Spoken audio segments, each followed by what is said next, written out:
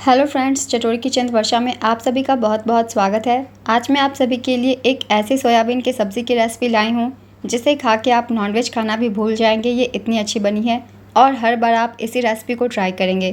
तो चलिए दोस्तों, बनाना शुरू करते हैं। बहुत ही ज़्यादा टेस्टी और डिलीशियस ये सोयाबीन की सब्ज़ी, क्योंकि सावन भी चल रही है तो नॉनवेज तो हमारे घरों में नहीं बनती है, तो इस सब्ज़ी को आप बना सकते हैं ताकि आप उस कमी को पूरी कर सकें। तो चलिए बनाना शुरू करते हैं। बहुत ही ज़्यादा टेस्टी आलू और सोयाबीन की ये सब्ज़ी। आलू डालना बिल्कुल ऑप्शनल है, अगर आप ना चाहें तो इसे स्किप भी कर सकते हैं। तो चलिए दोस्तों, हम बनाना शुरू करते हैं सोयाबीन की ये सब्ज़ी। पहले हम सोयाबीन को जो है भिगो लेंगे, जिसके लिए मैंने पानी गर्म कर लिया है। तो आप सिर्फ गर्म पानी में ही इसे रखेंगे तो 10 से 15 मिनट में ये सॉफ्ट हो जाएगी।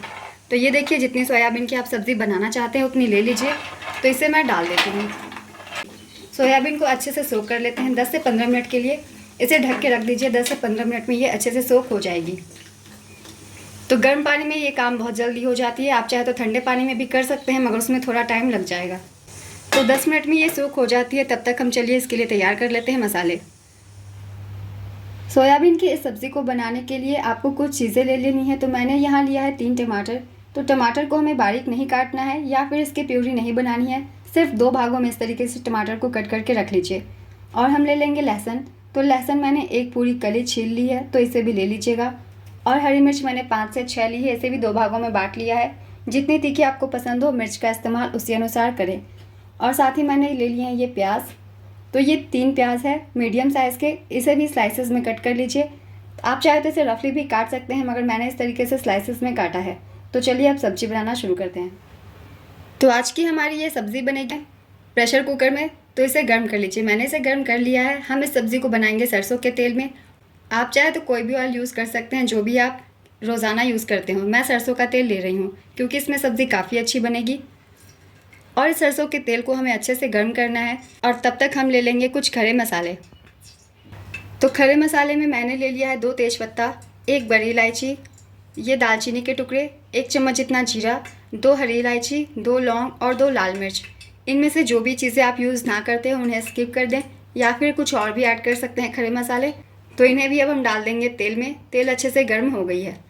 तो ये देखिए, तेल को हमने अच्छे से गर्म कर लिया है। मैंने इसे धुएंदार गर्म नहीं किया है, बस ये पतली हो गई है, इतना ही मैंने इसे गर्म किया है।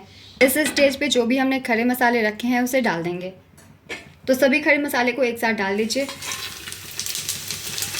इन्हें बस चटका लेना है, जलाना नहीं है। तो ये चटक चुकी है। इससे ज़्यादा अगर हम पकाते हैं तो मसाले जल जाएंगे। और इसी के साथ अभी हम इसमें डाल देंगे लहसुन। तो लहसुन डाल दीजिए और हरी मिर्च। 1 मिनट इन्हें भी भून लेना है। तो ये देखिए, हमारे मसाले जो अच्छे से भुन गए हैं। किसी भी मसाले को हमें ओवर कुक नहीं करना है, बिल्कुल लाइट ही फ्राई करना है। तो ये देखिए, मसाले बहुत ही अच्छे से भुन गए हैं। अब हम इसमें डाल देंगे प्याज। तो प्याज को डाल दीजिए और प्याज को भी हमें हल्का सा ट्रांसलूसेंट होने तक भूनना है। तो इसे भी लगातार चलाते हुए भून लेते हैं।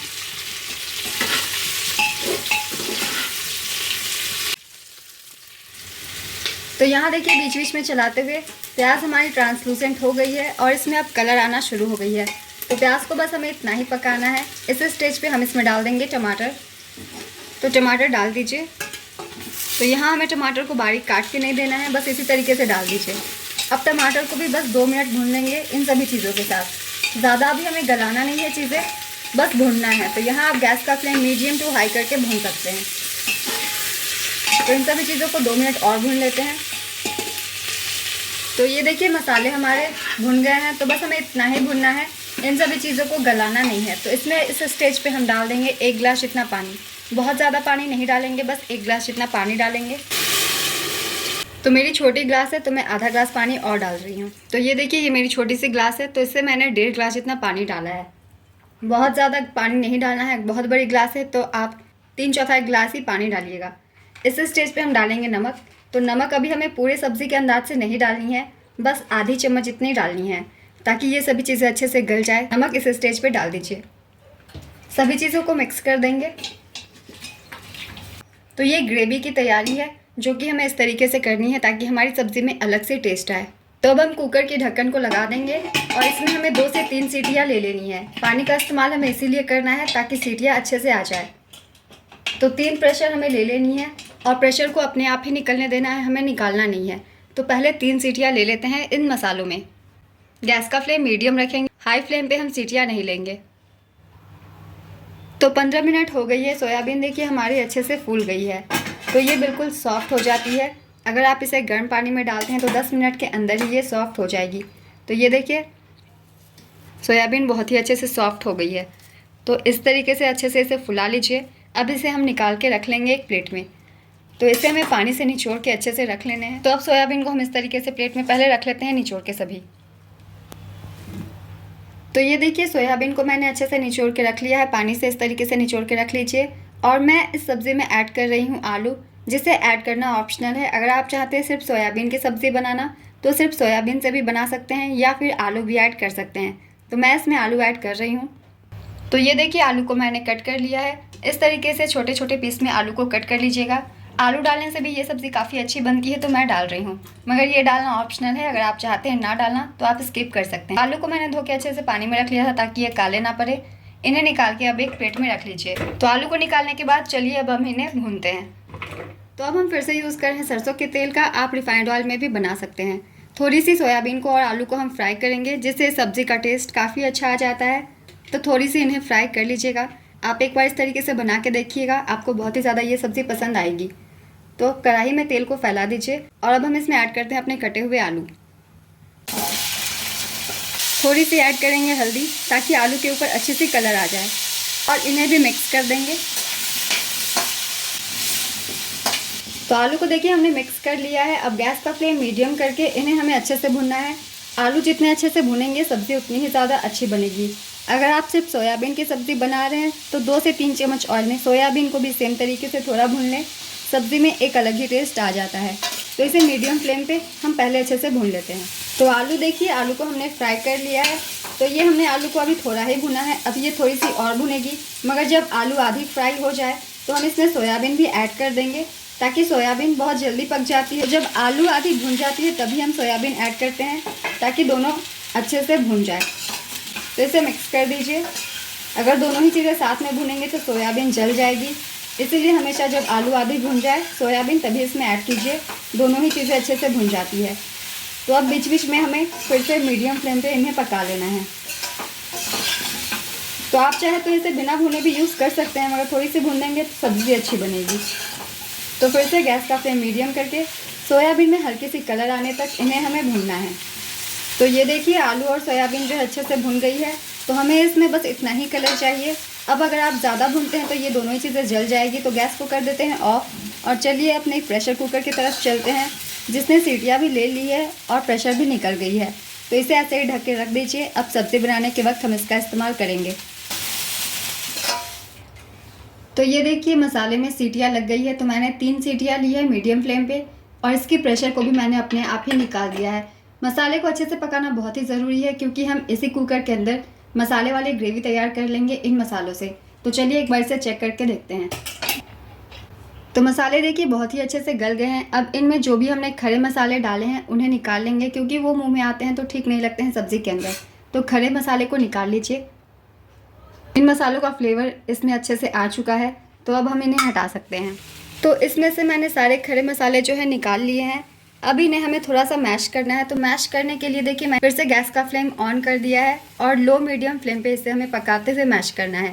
तो गैस को ऑन कर दीजिए और फ्लेम को लो या मीडियम रखिए। अब हम ले लेंगे ये मैशर।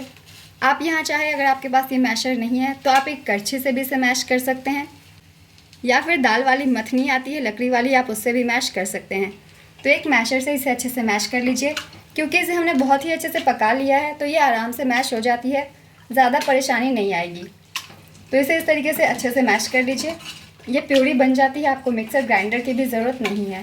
देखिए इस तरीके से हम मैश करते जा रहे हैं और साथ साथ ये पकती भी जा रही है। ये देखिए ये आराम से प्यूरी बन रहे हैं। तो इस तरीके से आपको मैश करते जाना है। टमाटर की स्किन जो है वो नहीं अच्छे से मैश होंगे, तो आप चाहे तो उसे निकाल भी सकते हैं, मुझे कोई प्रॉब्लम नहीं है। तो मैंने इसे इसी में छोड़ दिया है। तो देखिए हमने मसाले को अच्छे से प्यूरी बना लिया है बिना ही पीसे।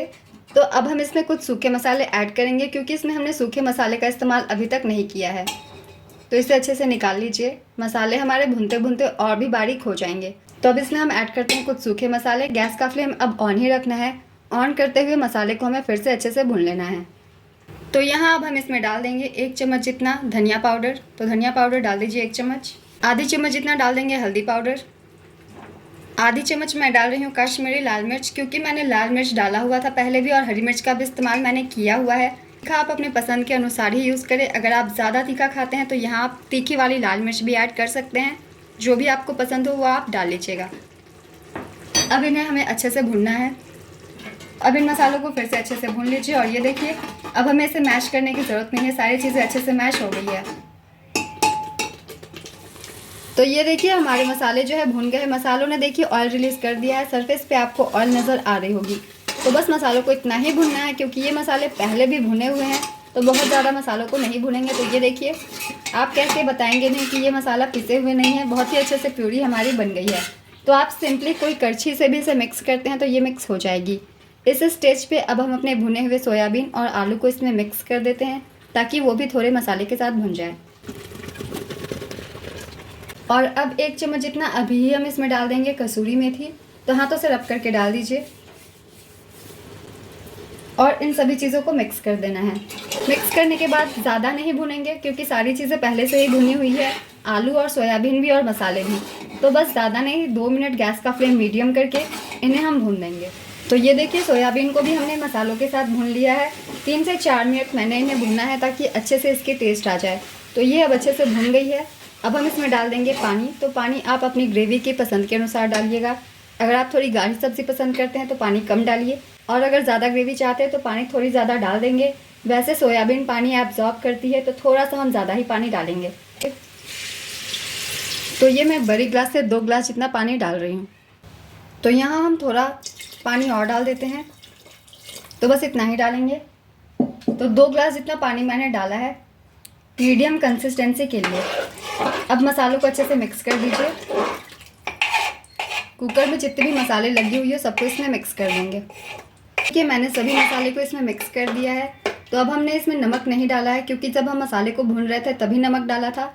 तो अब इस स्टेज पे पूरे सब्ज़ी के अंदाज से हम नमक डाल देंगे, मगर ये भी ख्याल रखेंगे पहले हमने आधी चम्मच नमक का इस्तेमाल किया हुआ है। और इसे मिक्स करके फिर से हम इसके ढक्कन लगा लेंगे और बस अब हमें 1 सीटी ले लेनी है सब्ज़ी में। तो 1 सीटी के साथ सब्ज़ी को फिर से हम कुक कर लेंगे। तो कुकर के ढक्कन को लगा दीजिए और गैस का फ्लेम मीडियम करके 1 सीटी हम फिर से ले लेंगे और प्रेशर को अपने आप ही निकलने देना है, हमें निकालना नहीं है। तो ये देखिए दोस्तों हमारी सब्ज़ी बिल्कुल तैयार है। इसके प्रेशर जो है अपने आप निकल गई है। अब चलिए खोल के चेक करते हैं। तो बहुत ही ज़्यादा टेस्टी सब्ज़ी हमारी तैयार हो गई है। तो 1 सीटी से ज़्यादा आपको नहीं लगाना है। तो ये देखिए क्या बढ़िया कलर आई है हमारी सब्ज़ी की। अभी आपको ये थोड़ी पतली लग रही होगी, मगर जैसे जैसे ये ठंडी होगी ये थोड़ी और भी गाढ़ी होती जाती है। थोड़ी देर के बाद आपको बिल्कुल परफेक्ट कंसिस्टेंसी मिल जाएगी, जिसे आप चावल और रोटी दोनों ही चीज़ों के साथ सर्व कर सकते हैं। तो बस इसे मिक्स कर दीजिए। तो अब हम इसमें डाल देंगे हरा धनिया। जब सब्ज़ी पूरी तरीके से कंप्लीट हो जाए तो हम थोड़ी हरा धनिया डाल देंगे, जिससे सब्ज़ी का टेस्ट और भी ज़्यादा बढ़ जाता है। तो हरा धनिया डाल दीजिए दोस्तों। ये सब्ज़ी की रेसिपी आप सभी को कैसी लगी है मुझे कमेंट करके ज़रूर बताइएगा और इस रेसिपी को ज़रूर ट्राई कीजिए। इस रेसिपी को लाइक और हाइप ज़रूर कर दीजिएगा, साथ ही अपने फैमिली और फ्रेंड्स के साथ भी ज़रूर शेयर कीजिएगा। तो ये देखिए कितनी अच्छी सब्ज़ी बन गई है हमारी। सोयाबीन भी बिल्कुल सॉफ्ट जूसी से आपको लगेंगे अगर आप इस रेसिपी से सब्ज़ी ट्राई करते हैं। तो अब आप इसे चावल रोटी किसी भी चीज़ के साथ सर्व कीजिए, बहुत ही ज़्यादा टेस्टी लगेगी आप सभी को। तो ये देखिए थोड़ी देर के बाद मैंने इसे सर्व किया है और ये गाढ़ी हो गई है। तो इस सब्ज़ी की रेसिपी को ज़रूर ट्राई कीजिए दोस्तों, और साथ ही इस तरीके की सिंपल रेसिपीज़ के लिए चैनल को ज़रूर सब्सक्राइब कर लीजिए, ताकि आप सभी के लिए ऐसे ही सिंपल रेसिपीज़ आते रहें। तो चलिए फिर मिलते हैं अगली एक नई रेसिपी के साथ। चैनल पे यूँ ही बने रहिए और अपना ढेर सारा प्यार देते रहिए।